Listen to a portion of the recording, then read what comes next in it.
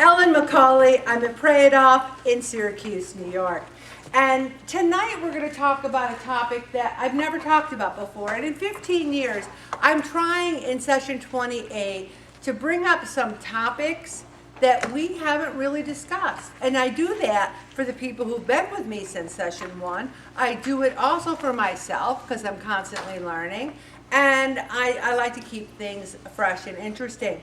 And I never did a presentation on laziness, being lazy. And you might sit out there and say, oh, I am not a lazy person, Ellen, so I'm going to kind of zone out right here. Really kind of pay attention to this. I tend to forget that being busy is a great place for lazy to hide. Laziness can be at the helm of the busiest of people, but rest assured, you will know it by its fruit. Also of note, rest is not the same thing as lazy. Really pay attention to this. Laziness is a spiritual attack. It is an apathy that is never quenched for no good reason. Rest is from the Lord. Come, all you who are weary and burdened, and I will give you rest. Then it says, inaction breeds doubt and fear. Action breeds confidence and courage. If you want to conquer fear, do not sit home and think about it. Go out and get busy. On these cool fall mornings, I have a hard time getting out of bed. Now I'm getting up at 3:45 because there's just too much to do. I just think, oh, it's so cozy and it's so warm and it's just so hot and you're so nice and everything, and I don't want to get up. But once I do, and once I get going, I'm fine. It's the same thing with exercise. Sometimes I'm like, I really don't want to do that, I really don't want to do it, and I say, but I have to do it because I wrote it in my day timer and I have to highlight it that it's done. That's the key. If you write it down that you have to do it, then you got to do it. Do it anyway. Just do it. That's Nike's logo. I mean, who the heck thought that idea up and became a billionaire? Just do it. Okay? That's their logo. Just do it. And I want to talk about laziness versus rest. And you might say, I'm not a lazy person, Ellen. I work, and I work too. And I'm not a lazy person, because I have a family. I know too, I have a family too. But we can be busy, but lazy in certain areas. Maybe we're good at work, and maybe we're good with the family, but we're lazy about our health. We're lazy about all those piles of paper that just stack up higher and higher and higher. I have a paper issue, and we'll talk about that a little bit more. And I almost feel like it is a spiritual attack. And I think my weight has often been a spiritual attack. I think I have had traumas in my life, perhaps. I've had issues. And I think my weight is the way I've weighed myself down, maybe punished myself for bad decisions. And I think you can get lazy about your health. It's almost like you go into that fugue state where you say, I'm not going to think about this, I'm not going to think about this, I'm not going to think about this. So lazy can have different names. Lazy can be procrastination. Lazy can be self-hatred. Lazy can be just denial. But we're going to just talk about different facets of that because I think you'll find it fascinating. Why am I lazy? And this, I love these articles when they say 20 ways to stop being lazy and unmotivated. Not 1, not 2, but 20 ways. Last week, 1/3, that's 20 people in this group stayed the same. 20 people stayed the same. And I find that fascinating. And I was one of them. Many of those 20 people I noticed this week either stayed the same or gained. Stayed the same, either stayed the same or gained. Very few of those people lost. Now, I'm saying this about me, I'm not bragging. I happened to lose this week because I took a real good look at last week and said, what can I do to change last week? What can I do to make it different this week so that I won't stay the same. Now, somebody said to me, Ellen, I did change. I did this, I did that, and I still gained a pound. Sometimes that happens. Just keep doing what you're doing. Other people are like, well, I stayed the same. I figured I might as well eat. Right? So, that's an interesting logic. The thing is, it's a darker side of your mind, this laziness.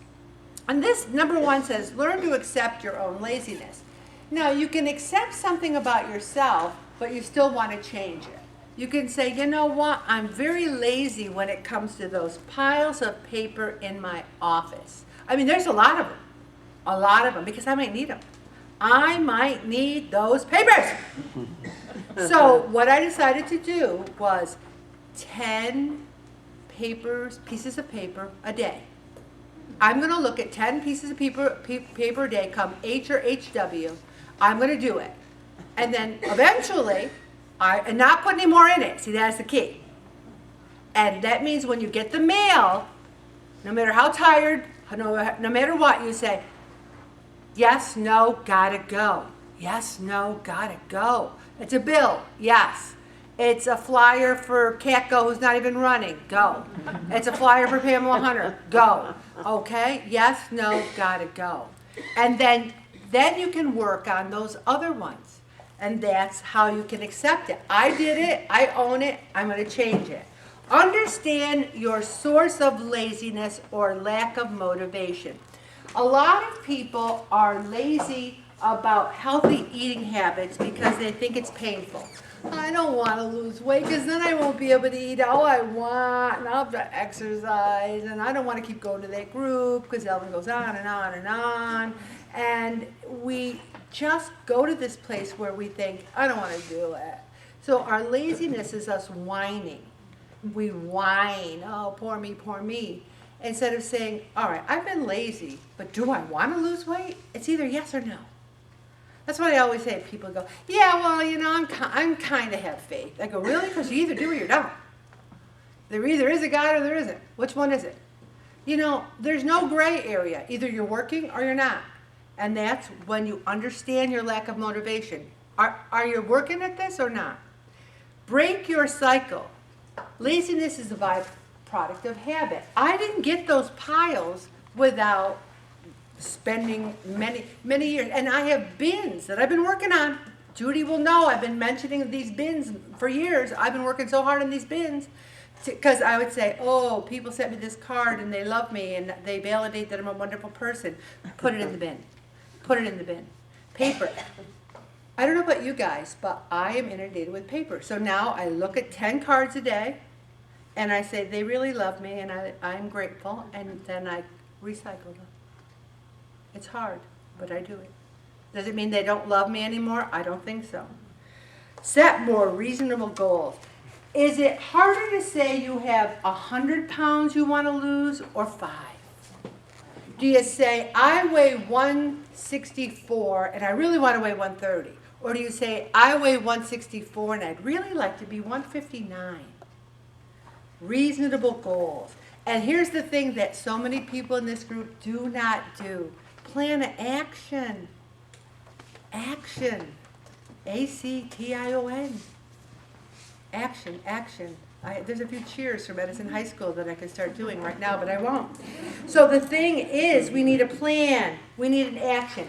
If you were going to build a house, wouldn't you have a blueprint? Wouldn't you see how much it was going to cost? Wouldn't you hire a contractor? Even about I'm remodeling my kitchen, and I'm just going to stand there and imagine that the sink is going to go here, but are you going to buy a sink? How much is it? Who's going to put it in? There's a plan. There's action. You set it aside. Treat your health like you would remodeling your kitchen. Okay, I want to be 159. What do I have to do to get there? And you make a plan. Also, accomplish something small. You know, I get a lot of emails. And sometimes they're inundated. I'm just inundated with them. And they're not spammy. I'm talking work. They're not spammy. These are people who want something. And one day I was overwhelmed. I got so many. How could I prioritize them? And I said, you know what? Just do one email at a time. All right, number one. All right, they want new flyers for that. Boom, boom, boom. Okay, there you go. Number two. They want that. Number two. And by the end of the day, that list of emails was going down, down, down, down. It felt so good. Accomplishment makes you feel good. It makes you feel good. Accomplish something, you get positive energy. And I love this. It says, use the Pomodoro technique to quarantine your laziness. I didn't know what the Pomodoro technique was. And what that is let's say you want to work on the papers. And you say, okay, I'm going to work on these papers for 25 minutes. And then I'm going to take a 5-minute break where I'm going to go on Facebook and see what everyone's doing. But here's the key. And here's where I think the Pomodoro method might not work for everybody. Because you got to stop. You got to say, okay, I spent my 5 minutes, back to the papers. You have to have self-discipline to pull yourself back from the break. If you can, great. Now, one thing I like to do, and I do it at work, because ever work so hard, especially in an office, and all of a sudden you go, I've been sitting here for 2 hours and I didn't move? Well, my Fitbit wants me to do at least 250 steps a minute, and it starts bugging me if I don't. I mean, an hour. And if I don't move, it lets me know. So every 15 minutes I get up and I do 50. I drop and do 50. And so that makes something that you do to break it up, and then you feel a little energized. Recognize and shut down your escape routes. A lot of people have escape routes. I don't know what people did with their time before social media.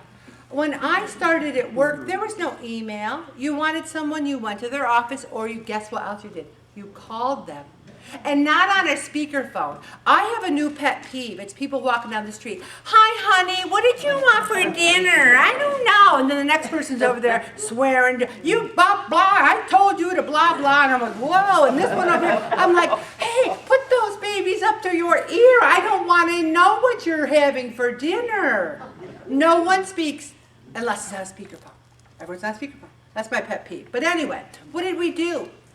Well, maybe we walked, exercised, and took care of our health a little bit more. And are people happier? You know, anyone watch FBI? We're watching FBI, and here the kid lives in $1 million house, and he's got parents, all they do is work. They don't pay attention to him. I go, this is what's wrong with America. So you live in a crappier house, as long as you take care of your family, that's what's really important. Make the most of your laziness. You see, I think this article is saying it's okay to be lazy sometimes, but I think it's okay to rest sometimes. I like the distinction that other article made where they talk about rest. Rest is very important, and it's different from laziness. And I have trouble with the rest part of it because I feel like I always have to do something to justify my existence. I'm going to stop right there, Bob, because I want to keep talking